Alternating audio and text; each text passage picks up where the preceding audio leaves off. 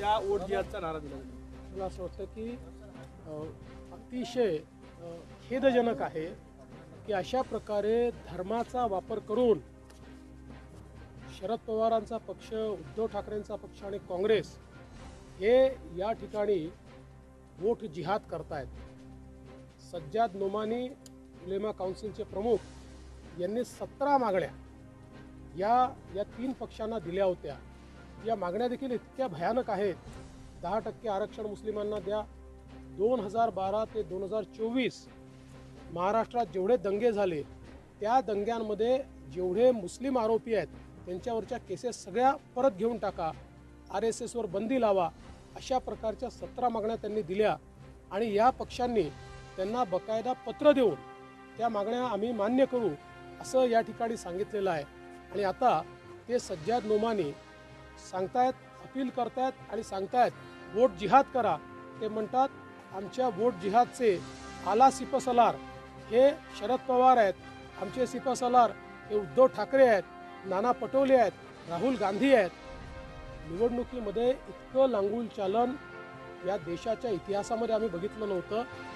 एक प्रकारे केवळ पोलरायझेशन करण्याकरता, अल्पसंख्याक मतं मिळवण्याकरता अशा प्रकारे जर या ठिकाणी हा विरोधी पक्ष महाविकास आघाडी काम करत असेल तर त्याच्या विरुद्ध आपल्याला निश्चितपणे सगळ्यांना एक व्हावंच लागेल। आणि मग जर तुम्हाला वाटतंय की मुठभर मतांवर तुम्ही निवडून येऊ शकता तर मग जे बहुसंख्य मतं आहेत त्या बहुसंख्य मतांना देखील पुनर्विचार करावा लागेल, एक यावं लागेल। आणि याहीपेक्षा भयानक आज नोमानींचा दुसरा व्हिडिओ आलेला आहे, ज्या व्हिडिओमध्ये ते असं म्हणतात की काही लोकांनी लोकसभेत, काही मुस्लिम समाजाच्या लोकांनी लोकसभेमध्ये भाजपला मतदान केलं, ते शोधून काढा आणि त्या लोकांचा दानापाणी बंद करा आणि त्यांना सोशल बायकॉट करा। आणि हे स्वतःला सेक्युलर म्हणवणारे लोक आज त्याबद्दल एक शब्दही बोलत नाही। ही जी एक प्रकारचे एक्स्ट्रीम पोलरायझेशन करण्याचा प्रयत्न हा जो काही महाविकास आघाडी करते त्याला आम्ही निश्चितपणे उत्तर देऊ। उद्धव ठाकरे स्वतःला सोशल बायकॉटिंग ही नवीन प्रकारची अस्पृश्यता निर्माण करण्याचा प्रयत्न केला। हा गुन्हा आहे, तुम्हाला कोणाला सोशल बायकॉट करता येत नाही, हा गुन्हाच आहे।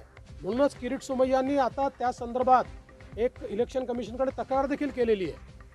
ते एक है तो सेफ आहे जे म्हणत होते ती भीती आता खरी ठरते का या सगळ्या दिसतच आहे। म्हणजे प्रधानमंत्री मोदयांनी जे सांगितलं की आपल्याला एक राहावं लागेल, एक है तो सेफ आहे।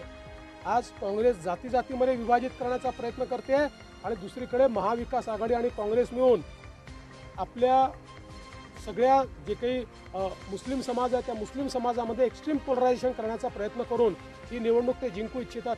त्यांच्याकडे या निवडणुकीला मुद्दा उरलेला नाही, त्यांनी कधी विकास केला नाही, ते विकासावर बोलत नाही, त्यांच्याकडे रोड मॅप नाही, त्यामुळे फक्त जातीवाद करून ही निवडणूक जिंकायचा त्यांचा प्रयत्न